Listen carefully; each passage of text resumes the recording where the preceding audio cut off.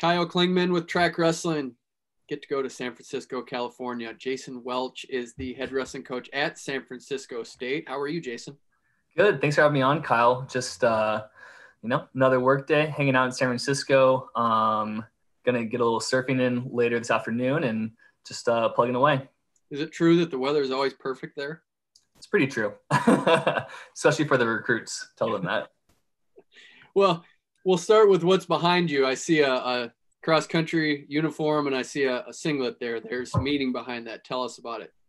Yeah, so I think our my wife and I met at Northwestern, and she ran cross country at Northwestern. So that's definitely, I think, for us, like both having that athletic background and experience at Northwestern as a student athlete was sort of a building based our relationship. So it's one of the few sport decors in our house. So it's definitely a special, spot for me. And she still runs marathons and is really active with running. So it's definitely a passion that we share. What was your level of interest in cross country and hers in wrestling before you guys met? Probably mutually zero. Realistically, I feel like she had never seen a wrestling match, and I definitely had never been to a cross country meet. So it was cool to get to know each other's sports and each other's teammates and build that community. Cross country is really interesting to watch because you obviously can't stay in one spot. So you literally go to like the starting line. You're like, yeah, go get him. And then you run like a mile to the next spot in the loop. And you just have to like sort of like hop skip to different spots in the track or the long course. And yeah, it makes for more of like a entertaining experience. I think you're not just sitting there watching. How did you develop your fun and unique style?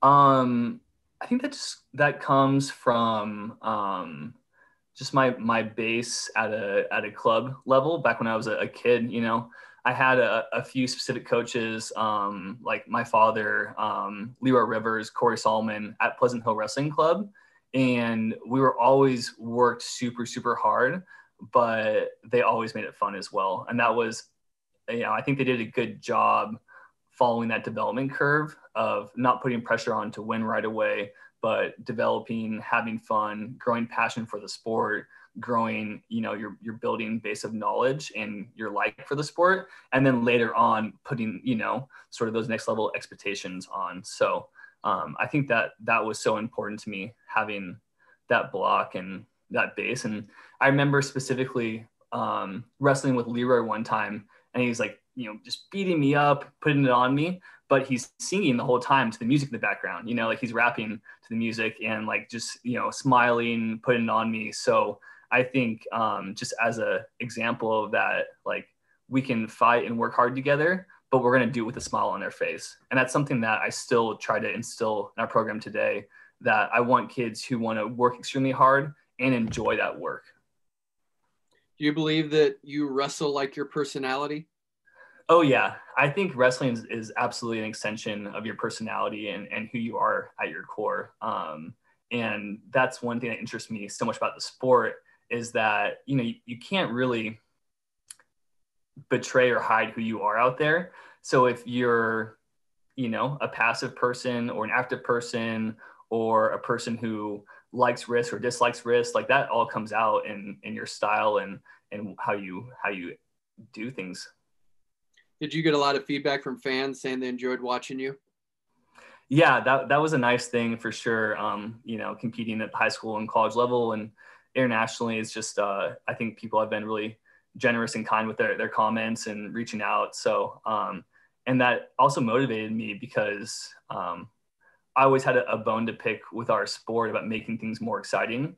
And I wanted to lead by example in that vein and show that, like, not that I was the only exciting wrestler, I'm not saying that, but show that there could be really exciting wrestling going on. And, too often I think wrestlers or, kids or athletes will sort of, turn down the gas or just try to win by a point or, it's just not the most fun, active wrestling. And there's some athletes who really defy that and are extremely fun to watch. And I think that's important for the growth of our sport, not just from a fan base, but also from keeping kids involved. The more we can instill that at the youth level and the more our youth coaches are taking on that kind of development, I think the more we'll have, just our numbers will grow. Like, one of my favorite topics is California wrestling. Just thinking about 48-man bracket, one class, you went through it, you were a 3-time state champion. I'm assuming when you grow up in it, it's just what you do. But looking back, what's unique about California versus other states? Mm-hmm. Yeah, it's like you said, that growing up, you just don't know any different. So you assume it's like that everywhere until you learn otherwise. But looking back, I think it just adds that extra prestige to already being from a state that has such a big population and area, and then having one division. It just is obviously a true champion of champions at that point.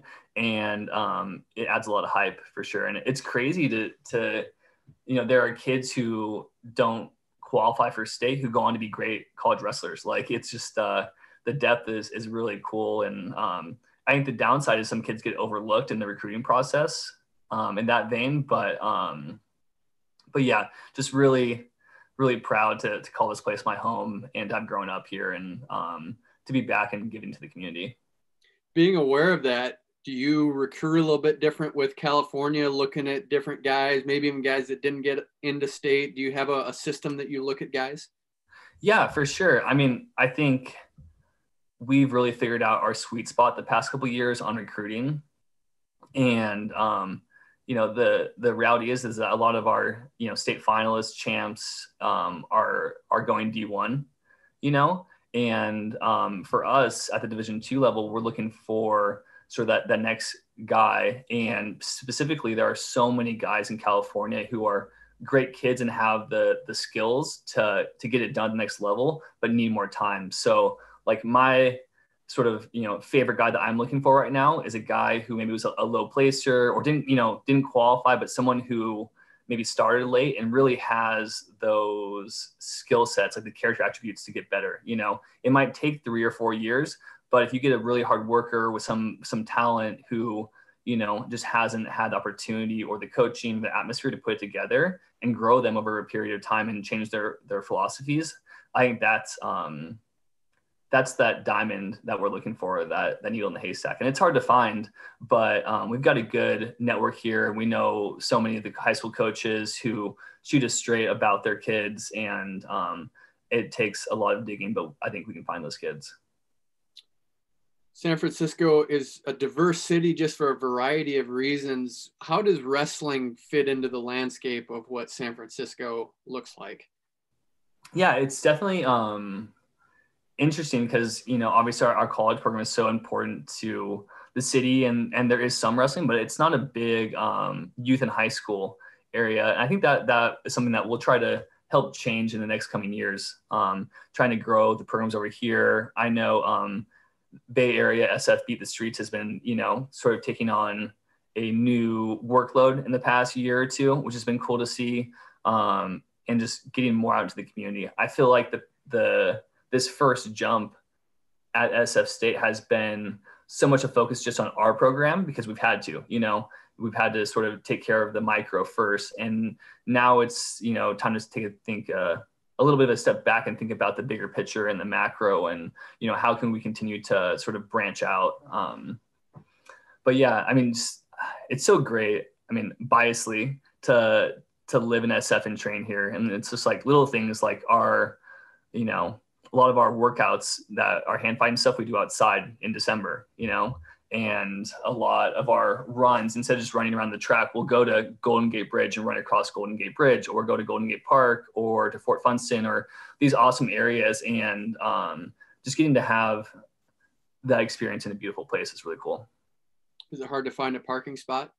It can be. But, what's interesting is that SF State in my neighborhood, the Outer Sunset, is sort of tucked away into the corner near Ocean Beach. And it's a little bit more of a quieter neighborhood, a little more spread out. So I feel like it's the right distance where downtown is still 25, 30 minutes away. So it's the right access to internships and to, scene and restaurants and all the stuff you get from a big city. But we're sort of tucked into a more affordable nook where I think it's a little more sleepy and a cool place to really get your stuff done. And if you want, some of the other opportunities, you can go get those, but they're not in your face all the time. Like there's no skyscrapers near us, it's more of, like my neighborhood's more of like a young family surfer vibe than it is like the traditional SF you might think of. Was the plan always to come back to California after being at Northwestern? I think so. Eventually, I didn't know when I would get back or how, or, but in my head, going through that college experience and looking at my next steps, I knew I wanted to make it back if I could, but I really didn't know how or when or if it would happen, to be honest with you. There's just, unfortunately, so few college programs left here. And so once I decided I wanted to be a college wrestling coach, my job opportunities just decreased dramatically.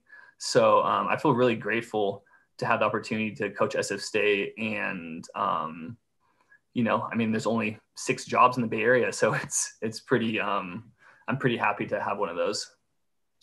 San Francisco State will not be at the 2021 Division II NCAA championships. Paint a picture of what the workload looks like for you not being on campus. Yeah. So unfortunately, we're completely off campus right now. So we've gotten the clear to have some voluntary club practices, which we've been able to execute, and trying to keep the guys together and motivated and keep that community. Because I think that's really important during this time, is that obviously we're concerned about COVID and its effects and whatnot, but we're also concerned about mental health and community and keeping these young men motivated and engaged. So, trying to really keep those sides of the coin involved. And so a lot of our work right now is, going to be off-campus club practices, which we can do occasionally in a volunteer manner. And then a lot of recruiting going on. Again, a lot of virtual recruiting. And it almost makes, it's like easier in certain ways, but it's also harder in certain ways. Like, I feel like, yeah, you don't have to I would say not have to, but you don't get to go to SoCal right now to recruit in person, but you have to make phone calls from home, but then you have to make twice as many phone calls to get stuff done, So I just feel like in our current virtual system and age with people being spread out, it just takes an extra 50% of the time to get stuff done. What took me an hour and a half to get done with a kid, now it takes 2.5 hours or whatnot. So just making sure that stay diligent on my routine and making sure I connect with all the guys as much as I can, and keeping us focused on fall of 2021, because it'll be here before we know it. What's the formula to keep these guys in shape? Because you have to at some level, or they're going to deteriorate. Do you have a strategy? Yeah, just, we actually we haven't done really Zoom workouts and that sort of thing. I can't stand them. It's just me. So I think it's more making sure that the guys are self-motivated and independent characters. Like, yeah, we're going to stay on them, but I think we've recruited a group of guys who are motivated to get it done on their own. So I'm here for them, and I'm checking in on them and doing what I can. And we'll probably start up our club practices again in February. But for now, there has to be some level of trust in your athletes that even when they're not in your room, they're doing the right things. And I think we've recruited the right people and the right characters to do that. You were in Division I, you coached Division II. What's the biggest difference between the two divisions? Yeah, I think, I think the from a coaching side, at least, one thing is I find myself wearing, I think, more hats than maybe a Division I college coach does. I think I'm more involved at the ground level with, fundraising or putting on an event or I think I'm more sort of on the ground doing multiple things. Whereas I think at a Division I program, it's more like you have staff to do those things, to manage a social media account. Whereas I'm sort of doing a lot of different things, which can have its pros and cons. And then at the athlete level, I think we have a lot of the same, or at least I do, a lot of the same expectations about, sort of hours put in, the kind of quality of work. But perhaps there just isn't facts are, if the head coach at Iowa State or Iowa or Northwestern doesn't win a certain amount, they're going to get fired, like, and so with that on mind, it creates a certain competitiveness, but also a certain level of cutthroatness that is just apparent, and I think I don't have some of those pressures. And of course, I really am ambitious and want to build a great program and win a national championship. But, and I'm not saying other coaches do this, but there isn't sort of the need to maybe, I think I have some more time to develop a holistic athlete than maybe I would at a different institution. There just isn't that pressure to be a cog in the machine.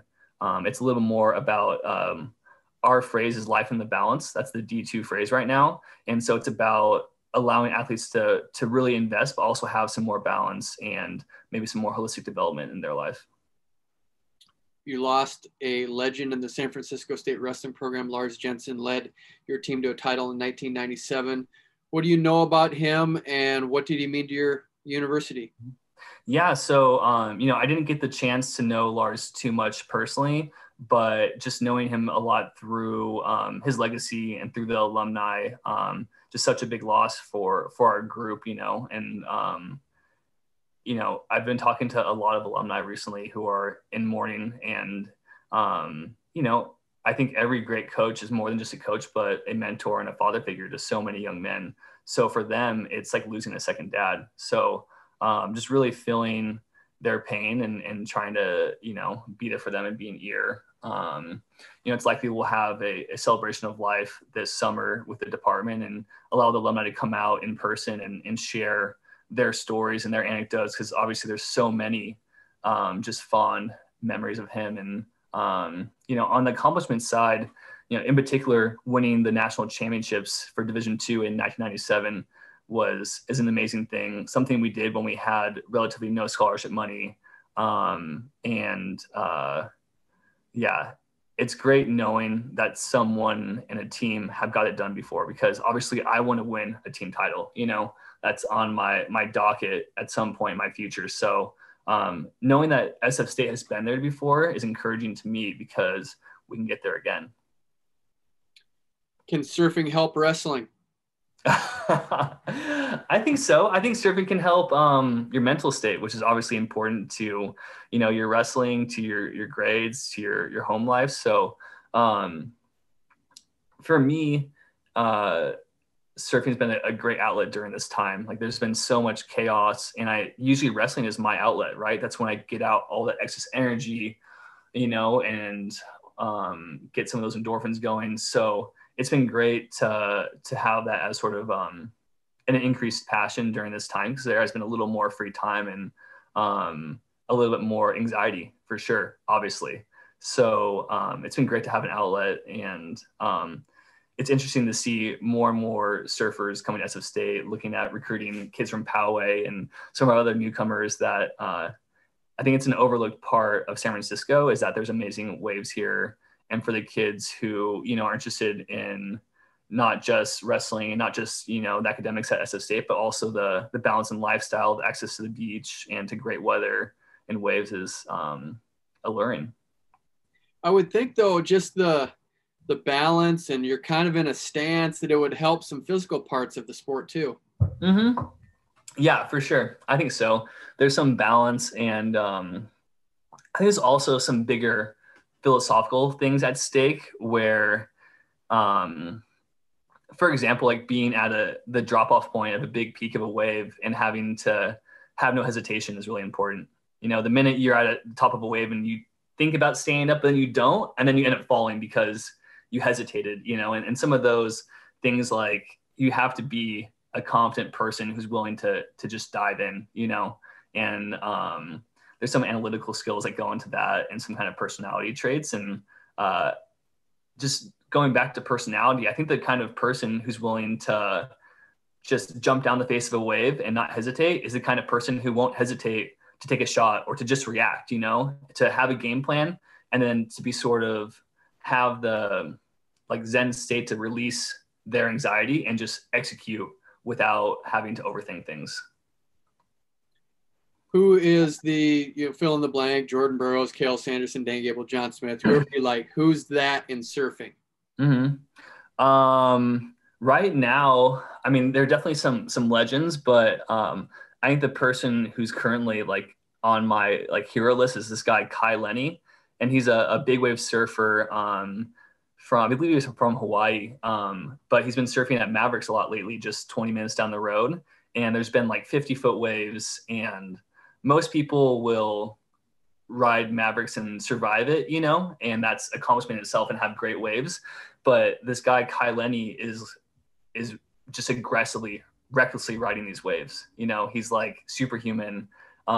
His Instagram's great and scary, and he has some great GoPro shots of him falling at Mavericks and also at Nazar's in Portugal, and the sort of hold downs that happen are just insane. So I would recommend, if you're looking for like, what does it mean to be a big wave surfer, to follow his account and check out like what a fall is like from a GoPro account. Just being held down like that looks so incredibly scary. Well, so upstairs I've got some creamer that I bought because Laird Hamilton was on there. Is he legit, or am I just getting hoaxed right now? Oh no, he's legit. Yeah, okay. He's legit. He's like one of the godfathers. So, oh yeah. So what would he be? Would he be like Dan Gable, kind of that? Yeah, I think he'd be like a Gable figure for sure. You know, like there are some guys who just have up the ante and been these huge figures in the past. And I'm actually reading a book right now, familiarizing myself more with surf history and the culture, but definitely he's one of the big names. And there's just these, just like in wrestling, there's these awesome figures who have changed the game, whether it's the style, you know, like John Smith, like changing the low single game, or whether it's just winning so often, you know, like someone like Kelly Slater. Like there are just these guys who have really change the level of surfing, or have just consistently surfed in amazing fashions. What's next for you? 2022 is when you get to be at the NCAA championships. Can you get a team ready to go and compete at that level by that time? Yeah, definitely. I think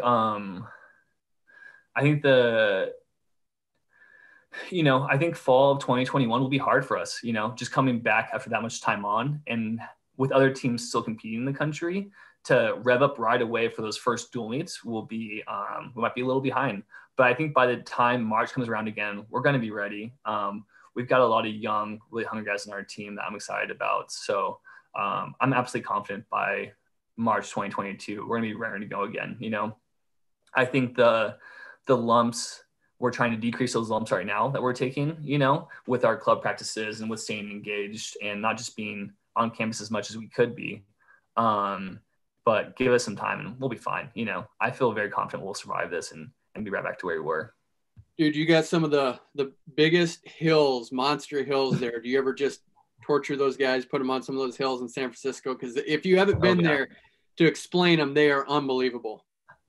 And it's endless too. I feel like some of these hills that I've climbed or sprinted up before, it's like, oh, it's 100 yards and then you're done, you know, but there are these, you know, climbing Twin Peaks and sprinting up as much as you can is near impossible. Like I feel like we're at the OTC on the Cog Trail, you know, it's just these really epic mountain hills. So yeah, it's one thing I'm really looking forward to in the fall is I feel like we have some new routes available to us that I've explored the past few months that I'm excited to show the guys, and have some really intense runs that end with these beautiful views. Your Twitter handle is Welch's Grapevine. Do you like grapes? Do you like grape juice? I do. I like all the above.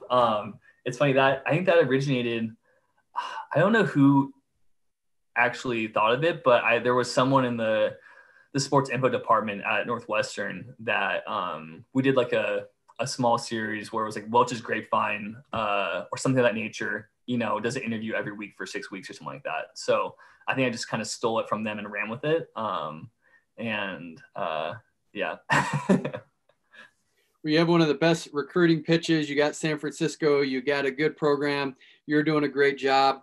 Let's get you back on the mat. And 2022 is a long way away, but thanks for checking in and give us the update on what's going on out there. Yep. Thanks for having me, Kyle, and talk to you soon. Appreciate it.